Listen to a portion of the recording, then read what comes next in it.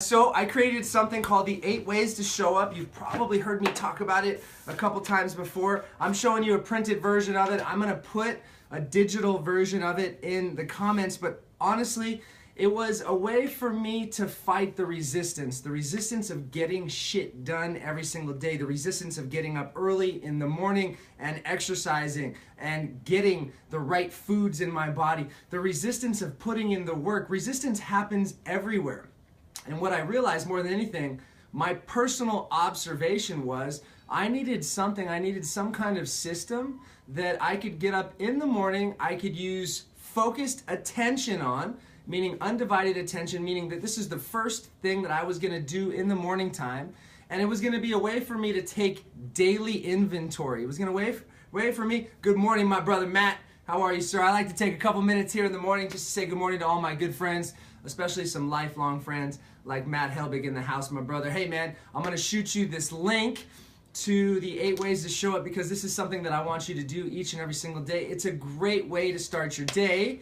It is taking daily inventory on the intangible assets of life. Let me say that again. That's a fancy sentence for what I'm about to say. It's taking daily and moral inventory on the intangible assets of life. And what that means is, good morning, Matt Blanton, my man. Way to see you, brother. Hey, it's a way for you to get up each and every single morning and go, all right, what am I going to do? It's not a to-do list. It's not a wish list. It's not a want list. It's not something that we're going to be able to, let's call it, think about throughout the day. It's something we just want to get done first thing in the morning, right? And I read a book called The Miracle Morning, which was a great way to really reaffirm some of the things that I've already been doing, that I'm teaching a lot of my clients, my friends, and my family to do. But this stack is so important first thing in the morning because life is going to come at us from all these different angles. And what I realized more than anything was I was waking up and going to my phone, or I was waking up and going to my computer or going to my email. At best, maybe I got a book, or maybe I wrote in my journal. And there's a lot of different ways you can do this. But what happened was I got back from Africa and I was completely enlightened. I mean, I was absolutely at the pinnacle of where I've been mentally and physically. And I went to the Grand Canyon with my godmom Toby and my son Ken, and everyone was like, don't go to the Grand Canyon. You're gonna die, it's snowing, it's raining, it's unsafe. And along the way, we started to come up with these things, these ways that we could fight resistance. And resistance comes from everywhere. Resistance personally can come from ourselves, but it can also come from outside distractions, from people, from places, from things, from your coworker, from your boss, from your wife, from your dogs. It can happen everywhere. Somebody's always gonna try to throw a wrench at you when you're running down the road. So my son and I, my 10-year-old son and I, and Toby started thinking of all these different words that kind of were a way for us to really start our day. As we woke up in the bottom of Phantom Ranch on this cold, rainy, snowy day, I was like, all right, cool. Well, I want to show love. Love is a huge piece of this. Every single day that I'm able to start my day off by showing love, by telling my kids, by telling my wife, by even telling my dog, as soon as we're able to create just the smallest, tiniest thoughts that will help spawn this amazing feeling by giving and telling people how much you appreciate them and how much you love them, what happens is this upward spiral of positivity starts to happen. So love was the first one. What I want you to do, if you have a pen and paper, if you're writing these things down, or else I'm going to put this PDF in the notes, is you write down the things that you love. Well, today, I love social media. And I say that with power because I use social media. I don't let social media use me. There's a difference there. I love that I can use my eyes. I love the fact that I have eyes, that I have ears. I love my wife, and I probably put her in here at least 5 or 6 days a week. I love my kids, but more importantly, I love when my son wakes up in the morning because he's happiest in the morning. I love when my daughter gives me a big hug. Right? We can go on, we can go deeper, we can love some of the things that are in our life. We can love the things that are no longer in our life. But the main thing here is that I'm writing all these things down because it reminds me of how fortunate I am. This personal observation, this daily inventory of these intangible assets of my life, the more I can show value to that, the more I can appreciate the smallest and tiniest things, the more I can appreciate the bigger things, the more I can welcome those bigger things. So the second piece of this, and these kind of are in order. This was the order that I originally created these from. This is the order that we put them on paper for. This is the order that I do this in, is reflection. Well, I'm going to reflect on my yesterday. I'm going to reflect on a couple things, but I'm definitely going to reflect on my yesterday. Oh, 3/4 of my face. Oh, let me hit that again, my man Josh giving me some insight here, letting me know that the top of my head is still being caraffed off. Thank you, brother. I appreciate that. What I wanted to do was I didn't want to do the reverse flip camera. I wanted to do this one because I wanted you guys to be able to see some of the things I was writing. So number 2 is reflection. And because my man Josh Cook decided to let me in on a little insight and a little intel, I'm going to reflect back on the days that we didn't have live broadcasts. I'm going to reflect back when I had a mini flip camera and I was streaming sick fit competitions all around the country with my mini flip camera, and I'd stick it in my USB drive and I would find a way to cut and edit it, and then I would possibly put it on YouTube or put it on the sick fit site. My reflection is how quickly the digital content, digital media, and streaming world has come. A few years ago, I was in the live streaming fitness competition space, and then I realized we couldn't pay to play. So I'm reflecting on that this morning, and I truly appreciate that, Josh Cook. Thank you for the insight, my brother. Intention. What is my intention? Well, I'm going to use my word of the year from my man Jay Nixon, which is influence. And my intention for the day is to influence as many people as possible to utilize this personal and powerful daily habit called the 8 ways to show up.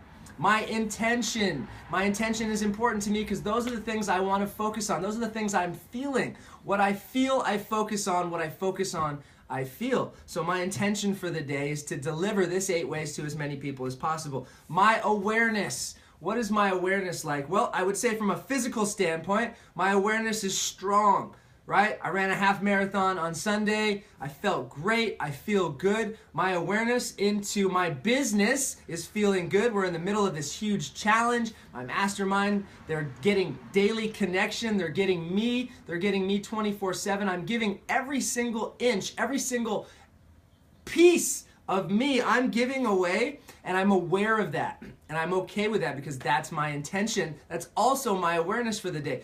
I'm also aware of the fact that my wife's going to be traveling for 7 to 9 days. She's going to be gone, so I want to physically show some awareness to her and let her know how much I appreciate her while she's here before she goes away.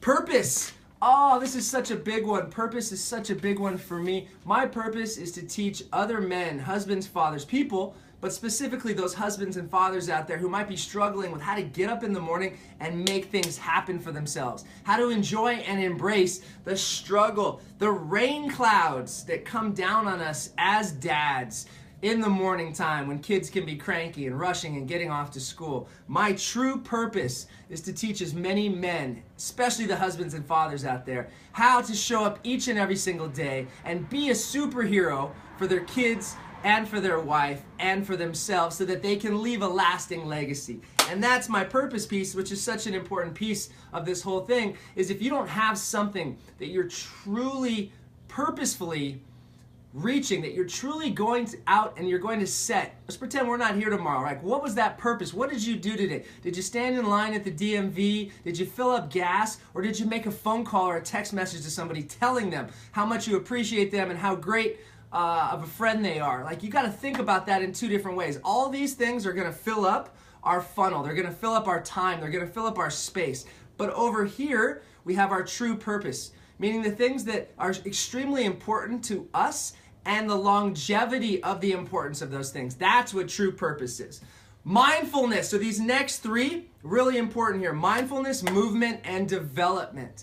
These are the ones that take a little bit longer than the first ones. Mindfulness is your meditation, possibly your prayer, your spiritual time. This is your breathing. This is your one-on-one connectivity to the earth. This is you spending dedicated time to yourself. And there's no right or wrong way to do it. You can find one of these apps out there like Headspace or Clear and find ways that a third party can come in there. But ultimately, you're training your mind to listen to you. You're not letting your mind wander. You're not letting your mind go out and be distracted by outside things. You're in control of your mind. And the more you practice these tools, the more in control of your mind you'll be. If you've never meditated before, don't be scared.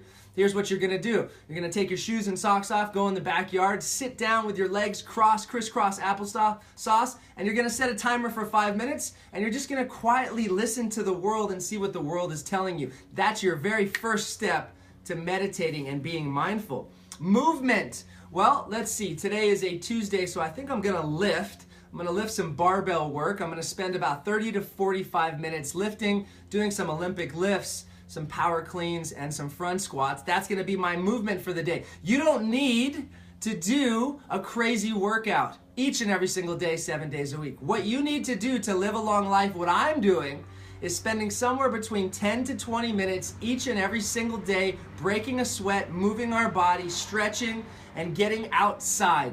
Every single day, no rest days, no days off. We gotta move every single day. If you play golf, boom, that's your movement for the day. If you go to the gym, that's your movement for the day. If you go to Fight Ready, which I'm gonna do this afternoon with my daughter Camille, it's Tuesday, I just realized, we go to boxing class on Tuesdays, then that's my movement for the day. The idea though is that we move each and every single day. And then the last piece is the development piece. Well, I'm reading a great book. Like I said in the very beginning, my man Chase Frost hit me up on this. It's called Outwitting the Devil, Napoleon Hill's book. This is actually a new book. His work, his writings had been lost for over 60 or 70 years. They didn't want to publish this one, but this one is called Outwitting the Devil. And a lot of it has to do with destroying the power of resistance that we have in our life each and every single day. I admit, resistance happens to me. Yesterday, I am such a big New York Yankees fan